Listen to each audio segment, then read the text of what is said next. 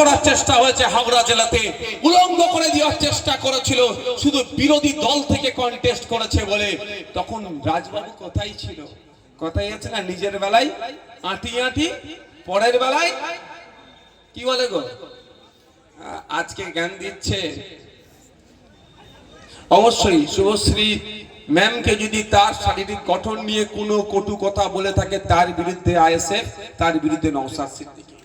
আমাদের আদর্শগত লড়াই, কারো শরীরের গঠন দেখিয়ে, কারো চুল বড়, কারো চুল ছোট, কারো চোখ একটা বড়, একটা চোখ খারাপ, উনি আমাদের লড়াই ছিল না, আছে না আগামী দিনে থাকবে। আমাদের লড়াইটা হচ্ছে আদর্শের লড়াই। কি কি কমিটমেন্ট করেছো, কি কি তুমি দিতে পারোনি, এই লড়াই আমাদের। কিন্তু সেই শুধু ওই মহিলা কার্ড খেলে সিম্প্যাথি নেবে, ওটাও কিন্তু আমরা হতে দেব না। আমরা আমাদের সমাজে নারী পুরুষকে আলাদাভাবে দেখি না, সমান অধিকার হিসাবে আমরা প্রতিষ্ঠিত করতে চাই। দেখ বন্ধুগণ, এই তিলোত্তমাকে কেন খুন করেছিল আপনারা জানেন? আমি আপনাদের একটা জিনিস ক্লিয়ার করে যাই। তিলোত্তমাকে আগে খুন করেছিল, পরে ধর্ষণ করানো হয়েছিল। এটা মাথায় থাকবে তো? কি বললাম? আগে খুন হয়েছে আর পরে ধর্ষণ করানো হয়েছে। কারণ স্বাভাবিক, যদি কোনো একটা লাশ, এই কদিন আগেই তো হয়েছিল দেগঙ্গাতে, একটি ছেলেকে খুন করেছিল না, পারিবারিক একটু অশান্তি, সব এইসবটা নিয়ে খুন হওয়ার সাথে সাথে আমরা কি বলি বলুন তো, কি কারণে খুন হয়েছে, তাই না? ইনভেস্টিগেশন অফিসারও আগে ওটা খুঁজে বার করে কারণটা কি, কি কারণে খুন করলো। তো তিলোত্তমাকে খুন করে ধর্ষণ এই জন্যই করানো হয়েছিল, ওই কারণটা শুধুমাত্র এটাই দেখানোর জন্য, আপনার আমার চোখের পর্দা ফেলে দেওয়ার জন্য, যে মেয়েটিকে ধর্ষণ করেছে মেয়েটি বলে দেবে ওই জন্য মেরে দিয়েছে, এইটা যাতে এস্টাবলিশ করার জন্য। কিন্তু অ্যাকচুয়ালি এই ঘটনা নয়। আপনাদের জানতে হবে তিলোত্তমা কেন খুন হতে হলো।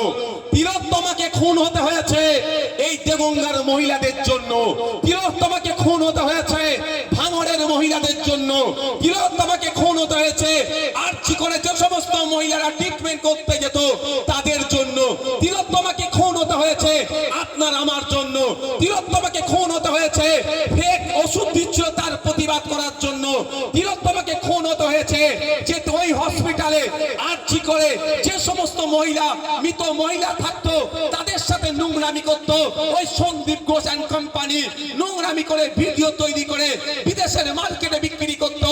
তাই আপনার বাড়ির মহিলাকে দিয়ে যারা নোংরামি করতো, সেই জন্য আমাদের তিলোত্তমা প্রতিবাদ করেছিল।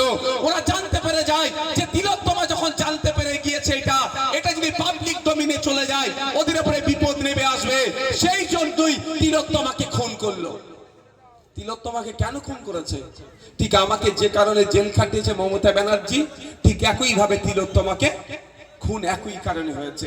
আমিও আপনার জন্য চিৎকার করতে গিয়ে জেল খেটেছি, আর তিলোত্তমা আপনার জন্য চিৎকার করতে গিয়ে মৃত্যু মারা গিয়েছে। তাই ওকে আমরা ভুলে গেলে হবে? আমরা ভুলে যাব নাকি? ওকে বিচার চাই, বিচার আমরা যতক্ষণ না পাচ্ছি লড়াই করে যাব। কিন্তু আমাকে একটা স্লোগান শুনলে শুভেন্দু বাবুর মুখে খুব হাসি লাগছে। কি স্লোগান বলছি? হিন্দু হিন্দু ভাই ভাই। আমার খুব হাসি লাগছে, কেন বলুন তো?